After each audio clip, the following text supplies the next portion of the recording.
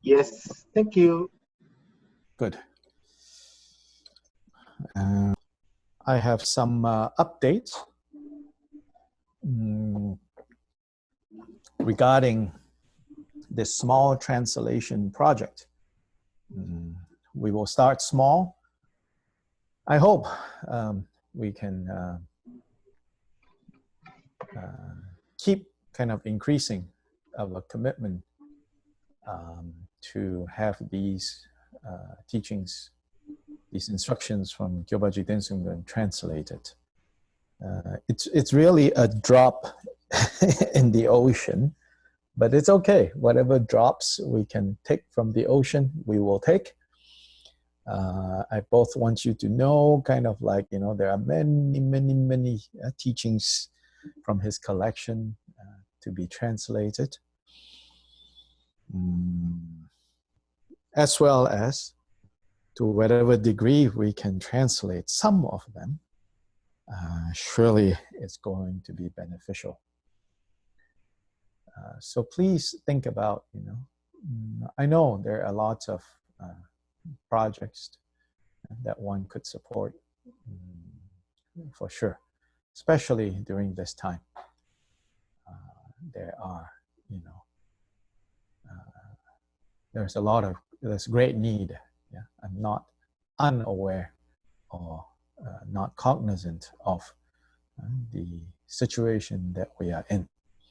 So I'm really glad, even given that situation, the situation that we are in, we got pledges from all of you. And then I just want to say, if you know other people that you know who might be interested, please share with them this project that we're working on. And perhaps they want to be, they want to help. Of course, if they want to sponsor a page, which is US $45, or half a page, or a quarter of a page, or even just they say, you know, I'm going to give you, you know, $5, that we will gratefully accept, because they all add up. So one example, yesterday, I think, one of our Drigung Kagyu Rinpoches, young Rinpoche, meaning maybe in his 30s now, it's called Palo Rinpoche. Palo Rinpoche lives in Lhasa. I have met him the last few times I've gone to Tibet, and we've become friends. I say to people, you know, he is one young Rinpoche. I will confess here that he is the one young Rinpoche that makes me willing and able to accept that the phenomenon of Tugu is not just symbolic and among the young Tugu. Among the young Tugus, he's one person that makes me feel like, yes, this is a possibility and a reality, that it's not just convenience or skillful means. He's really very impressive. I've seen him, some of you actually met him. I know, let's see, Judy and Lamang Yedun, you all met him. I've seen how he's very talented in all areas, in language, in the arts, Tanka painting, in Lama dances, in ritual, and he's highly schooled, well educated, and all the while maintaining his monk's vows. When I first met him, it was very obvious there was a number of young Chinese women who were very enamored with him, chasing him around basically in Lhasa, like quite literally chasing him around. At that point, he was really young when I first met him. His mother pulled me aside and said, "Oh, you please tell Tugu, you know, don't like get mixed up with these Chinese girls. And so please tell Tugu, you know, to encourage him to go into retreat. You know, we don't want him to get mixed up with these people. I didn't really have to tell Tugu, you know. He, after all these years, it's become obvious that he's very clear about his, you know, direction in life. Anyway, Palor Rinpoche last week, or maybe even 10 days ago, asked if I would help him translate a book that he's working on, which is a pictorial biography of Gyalpa Rinpoche, but based on this very famous praise called 10 Directions and 3 Times, which is the beginning of a praise to Gyalpa Jigten Sumgön, praising him as the embodiment of the Buddhas of the 10 Directions and 3 Times. So Palor Rinpoche has been working on this book, joint effort with some other people, a pictorial biography with pictures of Thangka paintings and quotations from this praise, 10 Directions and 3 Times. So he asked if I could go look at the English. There's some English in there right now, supposedly translating the text, but it's really quite, it's like Google Translate, you know, English. So I recruited one of us, I don't think, maybe I just don't see, Wei Ting, who is attending these classes in Malaysia. I recruited Wei Ting to help me fix this. I said, Wei Ting, you go ahead and do the first cleaning up in the English, and then I will do the second cleanup, and then we'll give back to Tugu and see what he says, you know. Then yesterday, Tugu sent me on WeChat this WeChat money transfer, and it says, you know, a small mandala offering. And I looked at that. I didn't understand because I've never seen this on WeChat. And it's 1,000 yuan in Chinese, which is about 140 US dollars. So then I asked Tugu, I said, Tugula, I said, what is this for? Then he said, my students, they say that they are rejoicing in your efforts to help translate this pictorial biography into English. And they want to rejoice together and ask me to send you this 1,000 yuan. I said, yes, I will accept it, but I will accept it and use it to fund the translation of Gyalpa Rinpoche's teachings, this little project that I just started recently. And he said, that's very good. You know, he said, I will tell my students. And then I said, and as for this 1,000 yuan that you just sent me, actually, I'm going to send it back to you, I said.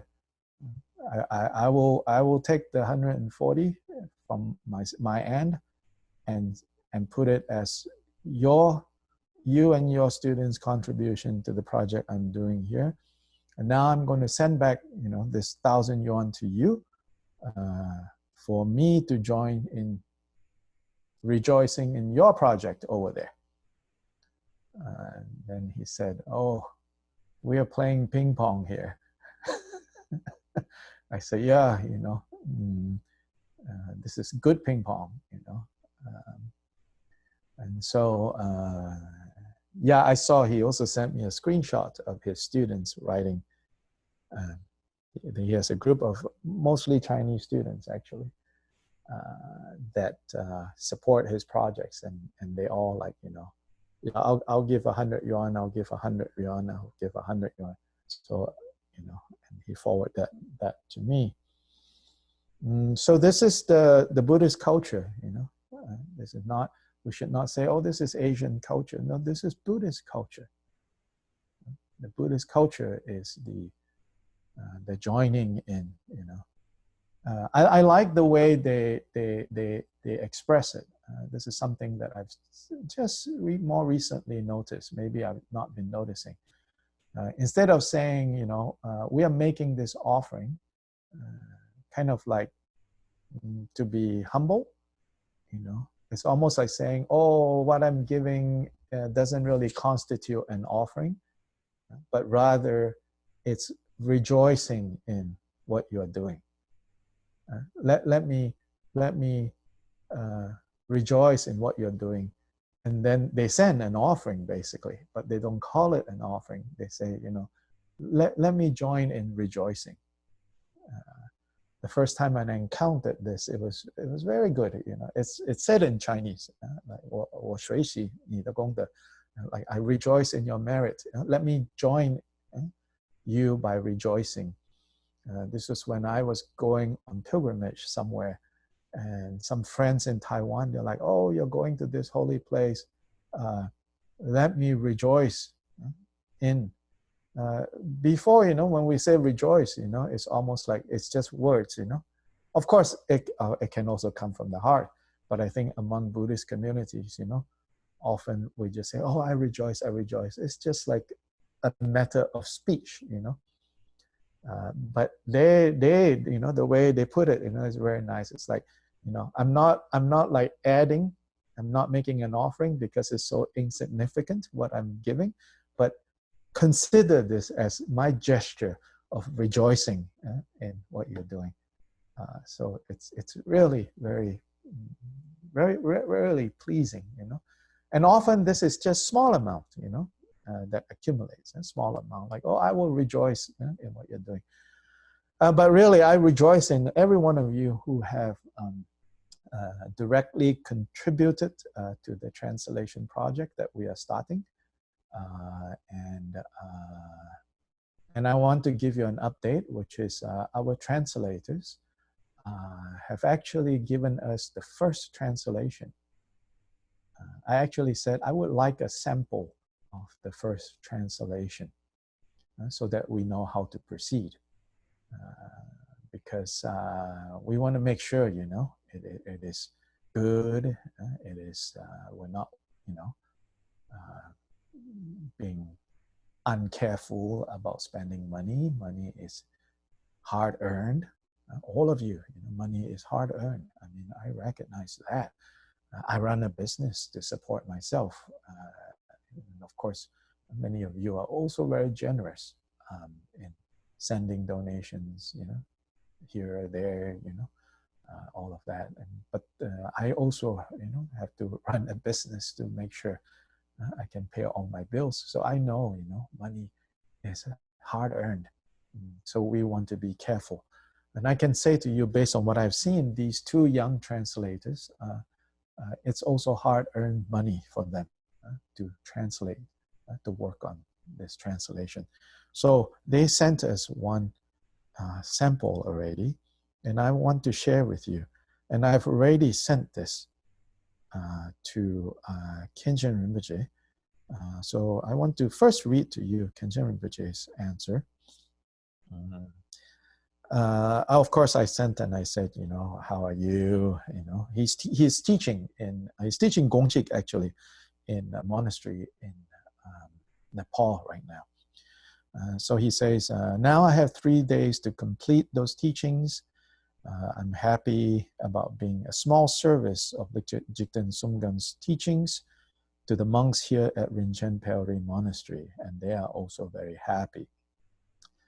This is like Khenchen Rinpoche at the height of this pandemic.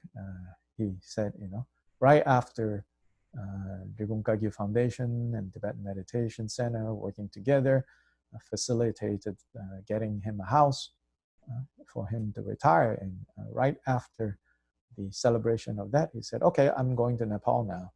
And well, like, Rinpoche, there's this terrible virus, you know, Nepal is not safe. He's saying, no, it's okay, you know, I'll go. So he went, and he's been teaching there.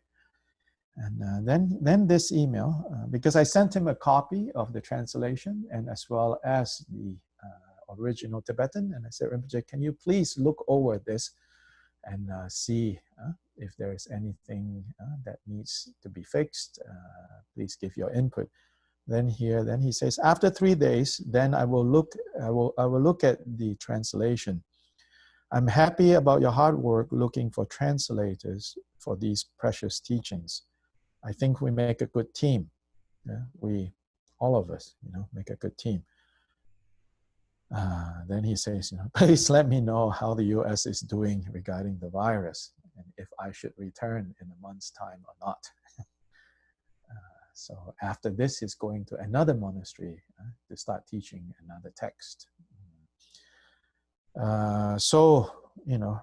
Rinpoche, is happy that we are able to get this going. He really wants this going. So here is the translation, the first one. This is the text called Treasuring. That means valuing, treasuring the understanding of the nature of mind. And this is a teaching given in verse. So the translation will be in verse, not in prose.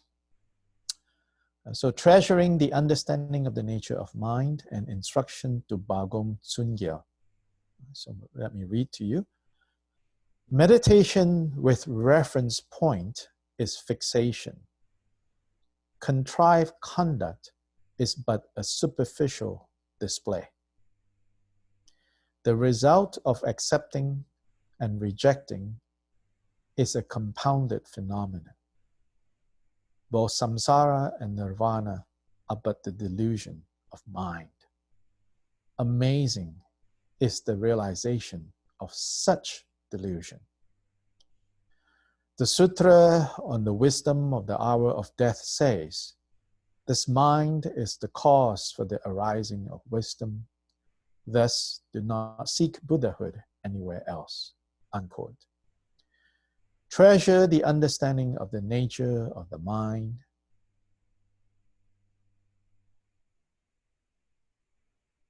Even more than coming to directly perceive all the Buddhas who abide throughout the 3 times and the assemblies of Idam deities, as many as there are. Since what it signifies is the very Buddha himself. The physician Sugata has taught, quote, the unborn mind is the Dharmakaya. Its unobstructedness abides as the Sambhogakaya, and its unidentifiability is the Nirmanakaya. These 3 indivisible are the Swabhavikakaya. And so, such is the wondrous nature of mind.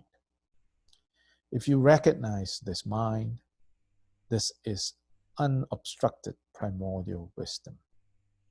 If you engage instead in contrivance, you will be lost to multiplicity. Therefore, the Acharya, and the Acharya here refers to Guru Rinpoche.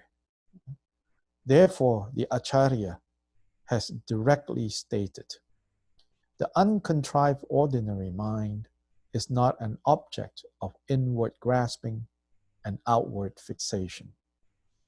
The dissolving of adventitious thoughts into space is the ultimate natural state, unquote. In general, if the essence of mind is one, then it lacks any identifiability. If the mind is 2, there are no distinctions. If there are many, there are no divisions. Because the wisdom of the Buddhas of the 3 times, the realization of the sublime gurus, and all the beings of the 3 realms of samsara are of the same single nature, they are not separate. Same, single, jikpa, of Gongchik. And so the clarification of commitment states, quote, one's own body is the Mahamudra of the victorious ones. The element of sentient beings is known to be that. Others are not anything other than oneself. This is the Tathagata Garbha itself, unquote. If you realize the mind itself, that is it. Within emptiness, there is no ultimate truth. This is likewise taught in the Heart Sutra, quote, there is no primordial wisdom, unquote. In general, we may say that the stages of the vehicles that were taught for the diverse mental capacities of beings are just like this, without referencing any single scriptural tradition.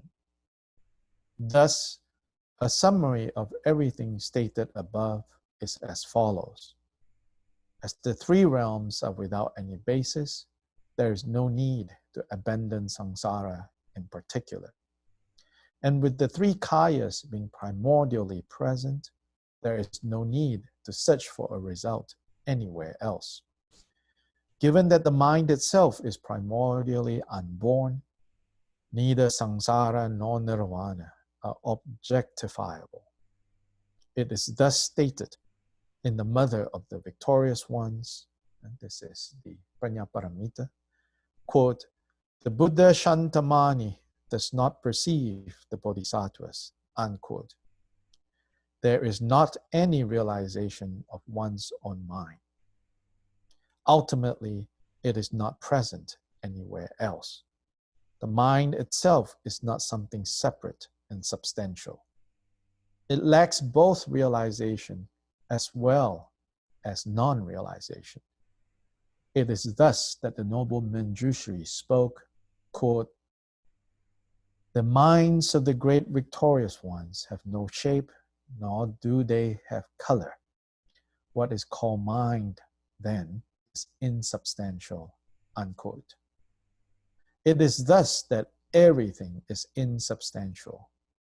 This oral instruction that was taught by our Guru was put to writing for the sake of future generations and adorned with a combination of quotations and poetry. Upon the ship of emptiness and compassion, there are the oars of the generation and completion stages in union. It is to Bagun Tsumbagyal that I offer this, as he shall liberate both himself and all others from the ocean of suffering that is samsara. By the merit that is incurred through this, may beings that are like a reflection of the moon in water recognize Buddhahood to be just like a dream and come to understand the nature of their thoughts. While it is not appropriate to put into writing the profound wisdom mind of the Lord, I request the gathering of Dakinis to tolerate it, so that the attitude of benefiting beings equal to space may arise. Given that I lack in practice and am bereft of learning, and that this was ignorantly composed in a state of distraction, there are bound to be mistakes and distortions throughout. Nevertheless, dear readers, I beg you, kindly do not scoff.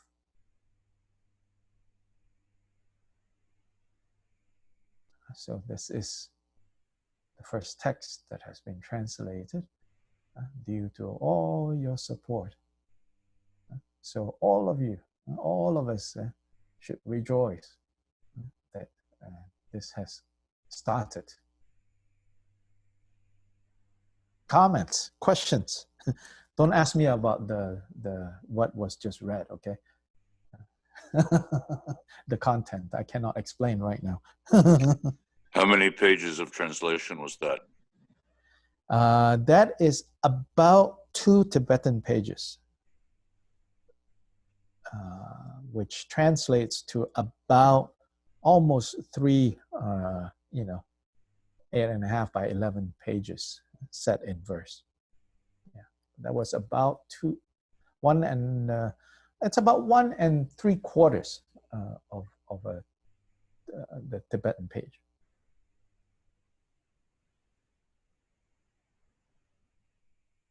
So you could say it's about $90 of work here. Yeah. As I said, each of them, there are 2 people working on this. Each of them worked on this for 2-3 hours. So let's say they work 3 hours each. So it's 6 hours of work, $90 divided by 2 people.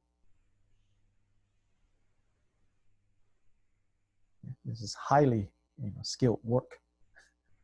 So from my opinion, I mean, based on how people are paid in the US, it's very reasonable if you count the hours.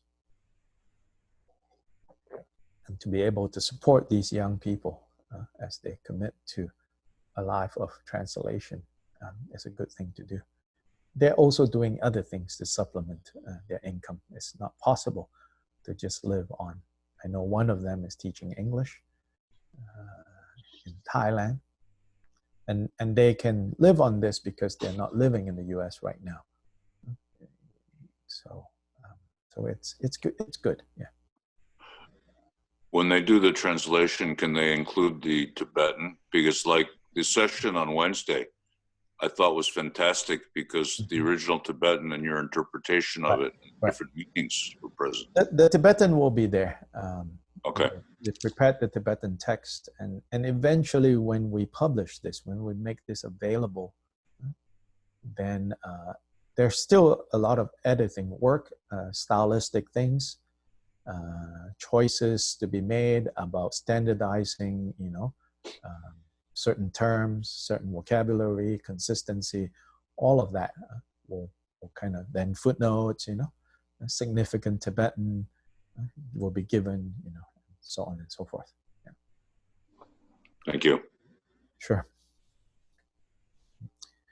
Yeah, so, please share with others this project, and if people want to support, want to help, send me a message and let me know. Right now, in tallying up, maybe some minor mistakes here and there, in tallying up what various people have said they will pledge to support, I think we have about 50 pages pledged. So this is really good. Originally, the first set of text is about 9-10 pages. I mean, 21 pages, sorry, nine titles, about 21, 22, maybe 22 pages, somewhere around there. So now we can easily now do double.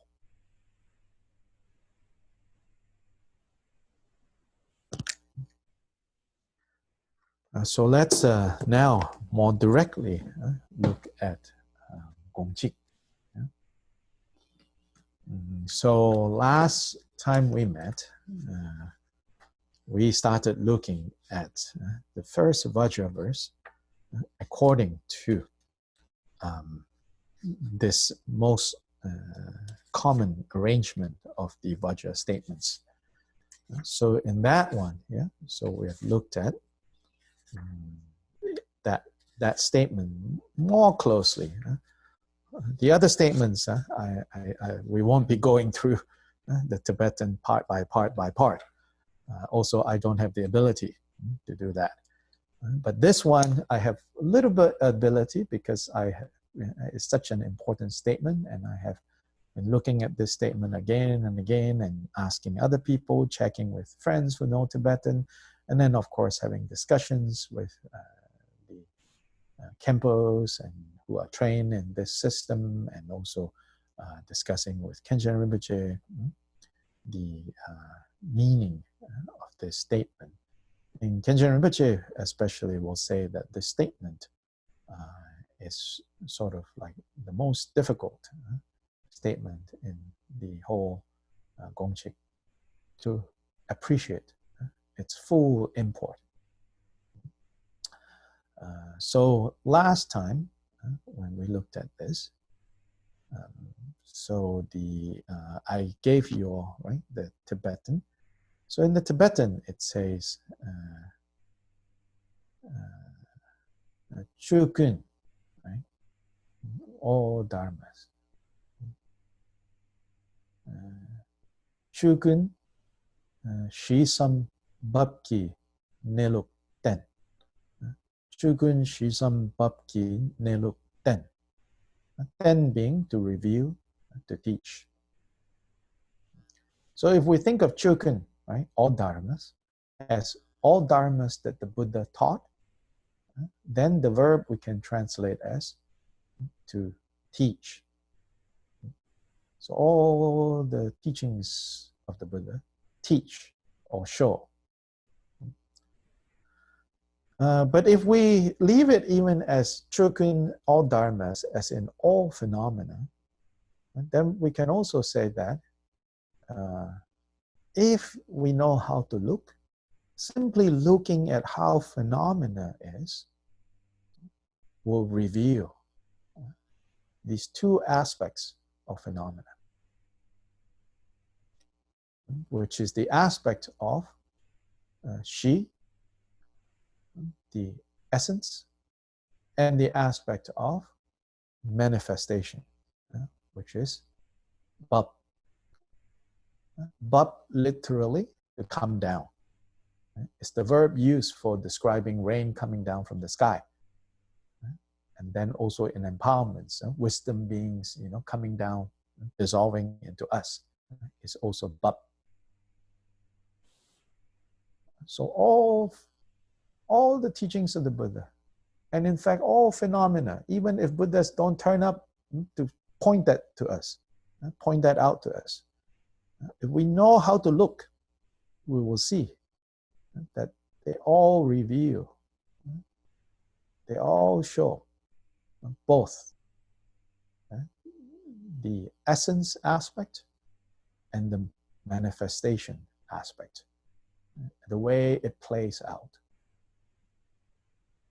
So yes, in a way, this is about, as someone pointed out, ultimate truth and relative truth. But the relationship between the ultimate and the relative here, very importantly, we understand that, especially for Gyalpa Rinpoche, there is absolutely no contradiction between ultimate and relative. In the development of Buddhist philosophy, the word out that we translate as relative truth, samvriti satya, in Sanskrit, satya, truth, and samvriti. Samvriti has received two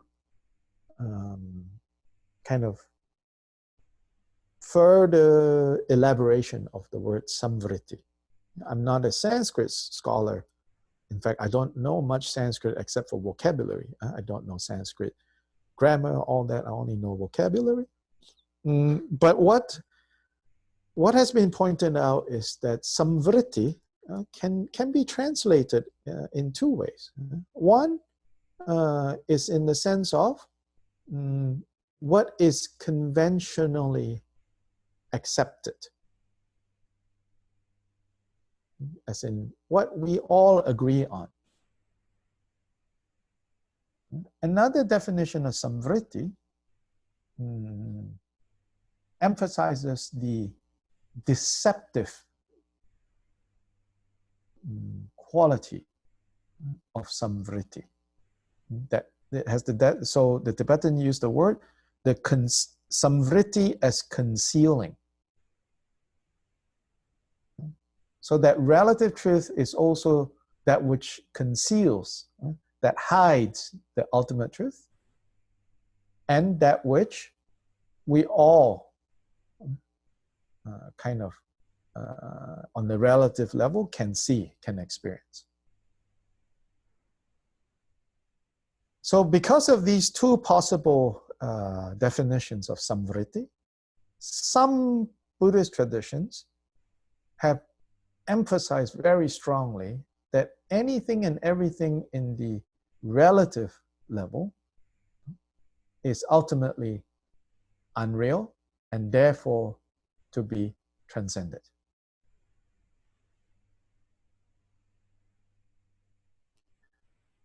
Gyalpa Rinpoche's approach would say, hold on, that is going too far.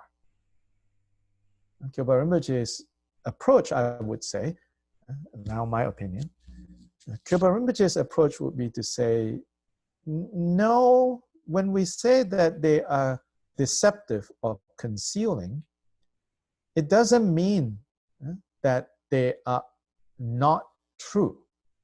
It just means that because they are most obvious, or when they're called concealing, it means that they have the tendency of not showing us what the essence is. So they conceal the essence, but they are not opposed to the essence. So that the concealing, if samvritti is translated as concealing rather than conventional,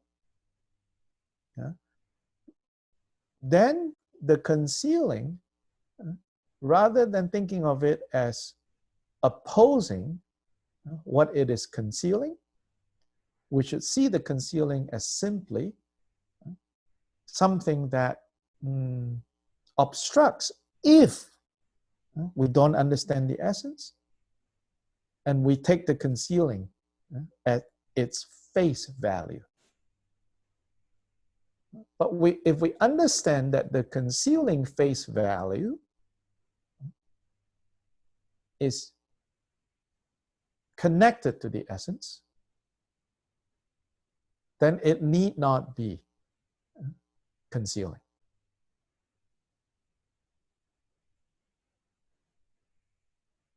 Furthermore, under samvritti, even Kyoba Rinpoche will say, there are mistaken samvritti and unmistaken samvritti.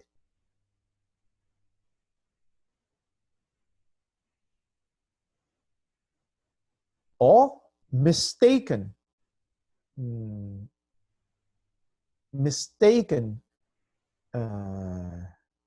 understanding of samvritti and unmistaken understanding of samvritti. So there he says, the mistaken understanding of samvritti is the understanding that does not take into account, or the understanding that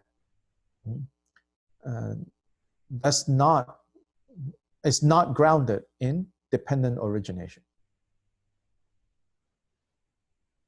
In other words, if you think of the samvritti in terms of, this thing arose by itself, or the situation is self-created, this situation stands alone, it's not dependent on other factors, it just appeared, or some all-powerful being created it, or the person that I hate, brought this problem, it's not my fault.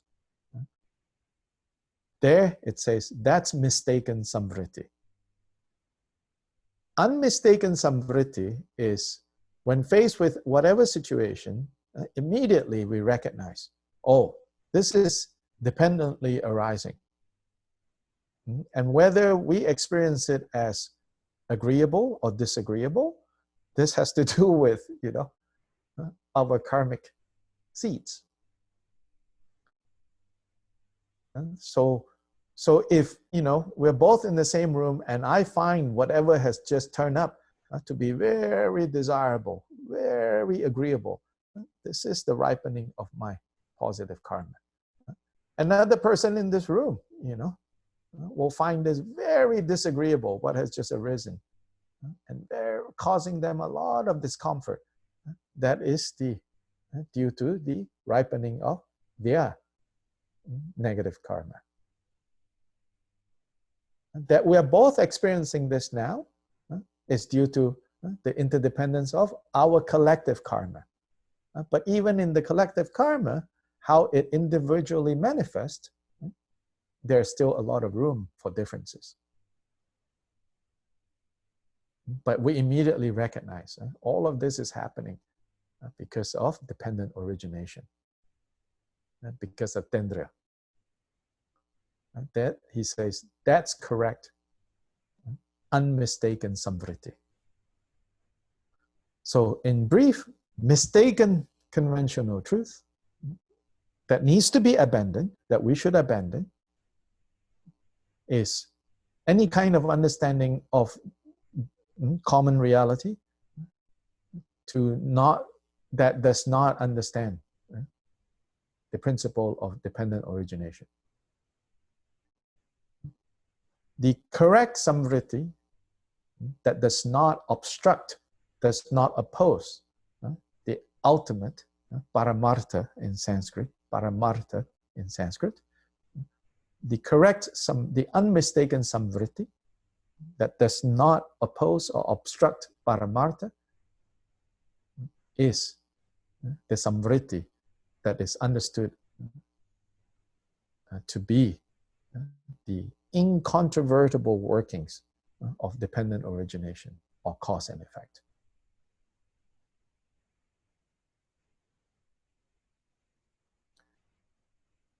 Yeah, so this first Vajra statement, although, you might look at it and then you quickly say, oh yeah, this is the ultimate truth, this about ultimate truth and conventional truth.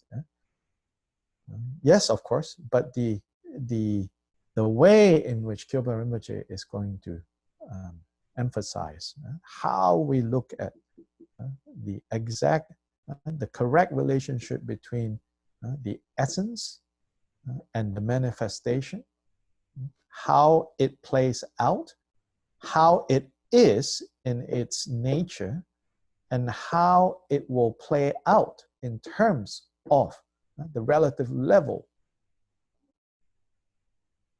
of phenomena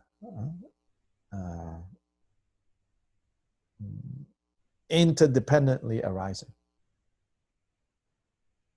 is what fundamentally the one thing that all Buddhas past, present, and future are teaching is to teach that.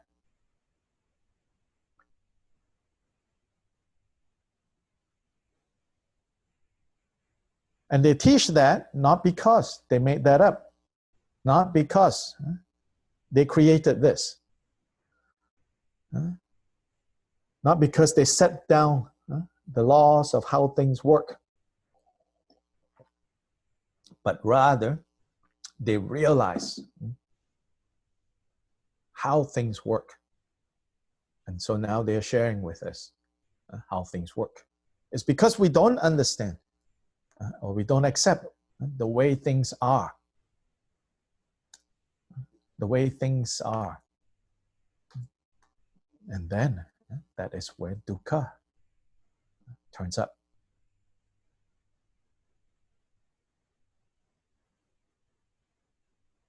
Questions or comments?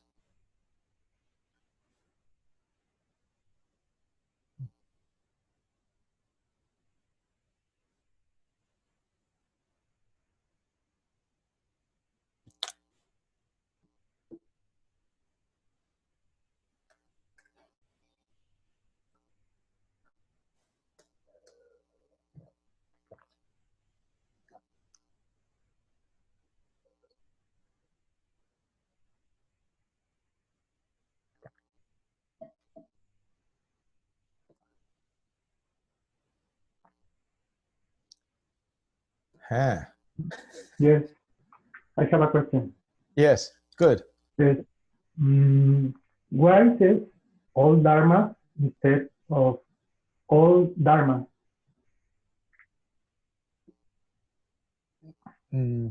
Yes. I mean, I understand that in all the dharma includes all the teachings of the Buddha, but Yes. why says all dharma? No, all dharmas. Meaning all the different teachings that the Buddha gave. Okay. Yeah, but it has a double meaning. It also means all phenomena. Dharma also means phenomena. Okay. In any case, Tibetan and Sanskrit, there's no plural. Okay. Okay. We're just in our translation adding. Yeah, so all dharmas, meaning all teachings that the Buddha gave. That's called Dharma. But also also phenomena. Phenomena. Is also Dharma. So this has the double meaning here. Mm. And so that's why in the translation that we were working on, I said, instead of saying all teachings of the Buddha, right, I pointed out, in fact, of the Buddha doesn't exist in the original Tibetan. It's Sobish's choice to put that in there. Okay. I feel that putting it in there limits the potential broader implication of this statement. Yeah. So then even using like the teachings for Dharma, Chö in Tibetan, or Dharma in Sanskrit, even that to fix that word Dharma to teachings again has limited the deliberate broader connotation of this statement. Okay. So Chö Kun.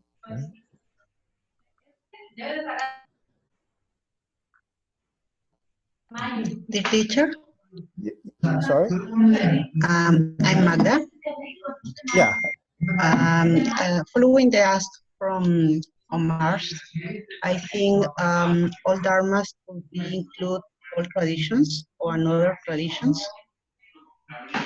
What do you mean by traditions?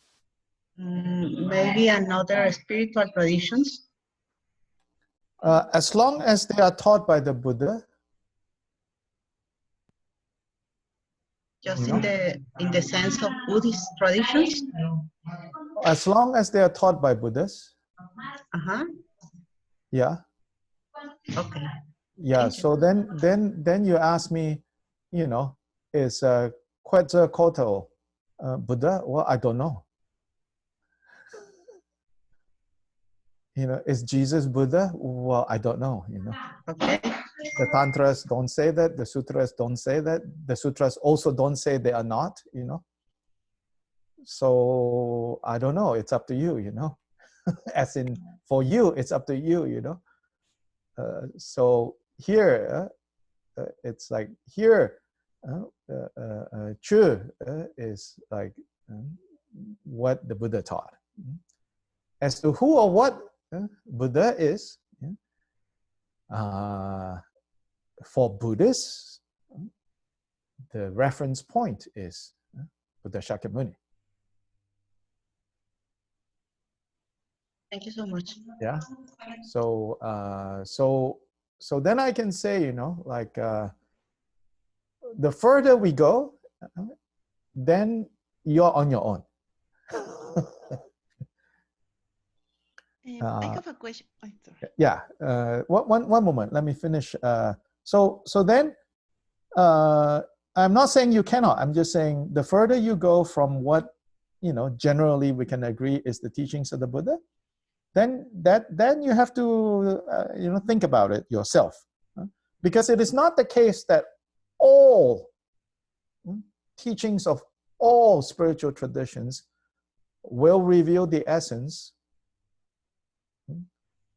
and the way it plays out.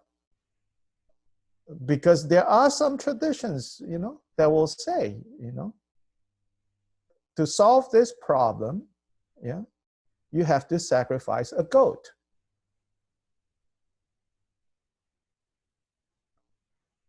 Well, this is not what any Buddha would teach. So some lines have to be drawn. But we don't want to be fundamentalist. So there are some lines that we do have to draw, I think. Yeah, there are some traditions, you know, that says, you know, in the name of, you know, an all-powerful God, God demands, you know, that we kill. That I can say, you know, is not a Buddha's teachings. That's something else. Yes, Veronica. Yes, my question is regarding this statement. Mm-hmm. Then when you say, or when we say all the dharmas reveal the fundamental state of, well, emptiness, no? Or the manifestation or causal or an effect, or interdependent origination. But why we will say, why we would say or? It should be and, because we are saying that everything, every phenomenon, everything has good, yeah. True. So why or? Why some? It's mysterious. First thing I have to say, it's mysterious. People who know Tibetan very well, Tibetan scholars themselves, they look at this statement, they say, that's kind of weird. You know, why or? You know, and it's up for speculation, so to say. Of course, there is, I would say, educated speculation and unfounded speculation.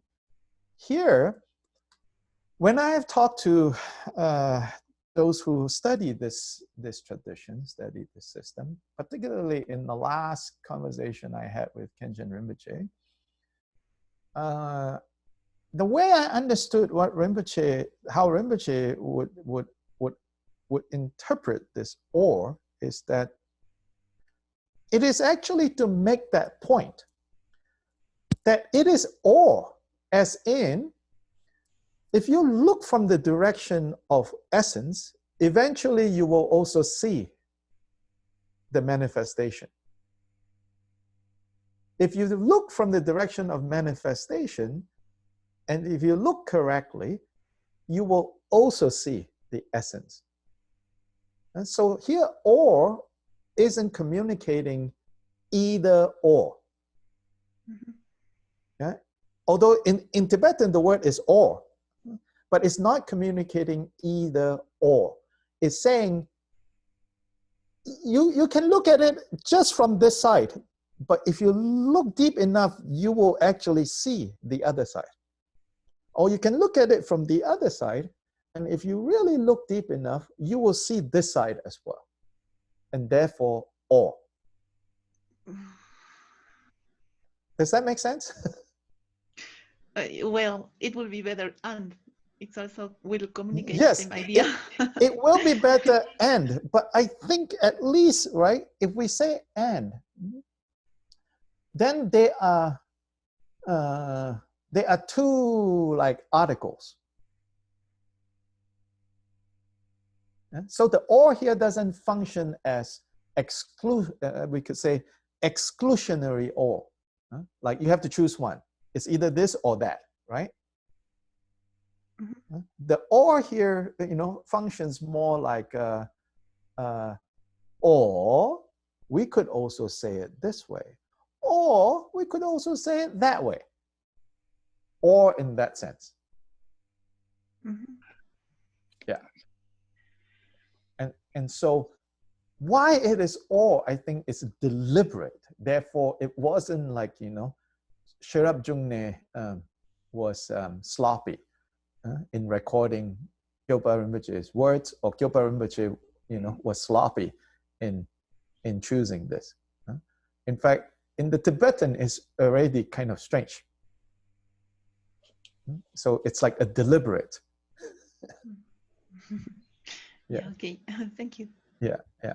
So yeah, it's I think it's like this. It's like the or here is not like it's either this or that, but rather we can say this is what's going on, or to state it in another way, it's this.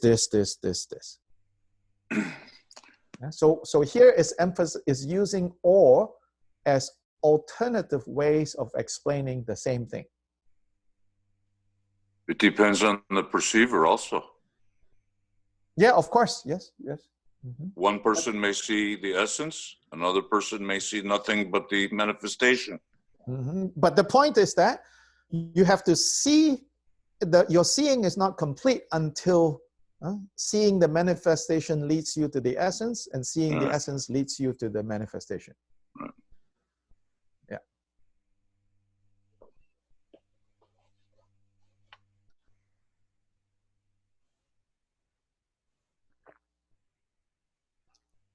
Yeah, now you can see why, you know, maybe in Sobish's translation, you know, without, you know, it's so hard to translate. And he left out the all, you know. So in his translation, I would say, he's reading Shi Sam Bab, he's reading Bab as innate nature, right? That one definition of Bab that I said, hey, bracket that aside, last time we met. Right. Okay? And so he's reading Shi Sam Bab as basically kind of like repeating, Kyoba Rinpoche repeating himself. Essence or natural state, innate state. But, you know, based on what I have been asking and learning from those who know a lot more about this subject, specifically, again, most recently, I asked Rinpoche, I said, you know, Shi Sam Bab, is it one thing? Then he said, well, ultimately one thing, but here, two things. So then he said, is Shi ki neluk and Bab ki neluk. Ki is the possessive. So neluk is natural state. Natural state of Shi, natural state of Bab. I say, so two points is kind of highlighted here, right? He said, yes, is Shi ki neluk, Bab ki neluk. And then he says, Shi and Bab, on one level, they look like they are two different things. And in fact, yes, what is Shi? Is essence. And what is essence? We know essence is emptiness. What is Bab? Bab is the way it plays out, the way it manifests. So how does it manifest? It manifests according to the principles of dependent origination.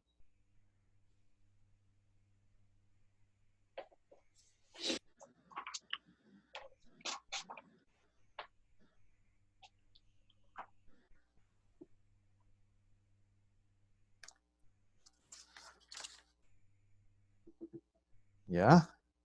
So today, we will stop here. So please read the commentary and the notes. On Monday, we will start with that. Then after that, we're going to go to the first statement of chapter 6. Because in the early editions of Gongchik, that was the first verse, first chapter. So things, so I think there's a close relationship, and it's useful to read these two statements together. It'll help us orientate ourselves to the flavor of Gongchik. So again, Sunday, we have the empowerment. If you are able to and want to join us, you should send in to register. We'll give you more information. If you are not able to, of course, you know, don't be forced into doing any Dharma things. If you cannot, if you're not thinking, maybe another time, perfectly okay, but just a reminder that this is Sunday. So then Monday, we continue in this class. And then again, a reminder, if there is any one who wants to help with the translation, please let me know. I will keeping track of all the pledges so that we can get more of these translations done and make available to everyone. So thank you. And we end with the bodhicitta dedication. Changju Samjo Rinpoche Ma Kye Pa Nam Kye Gyur Che Keba nyamba me Gone gong du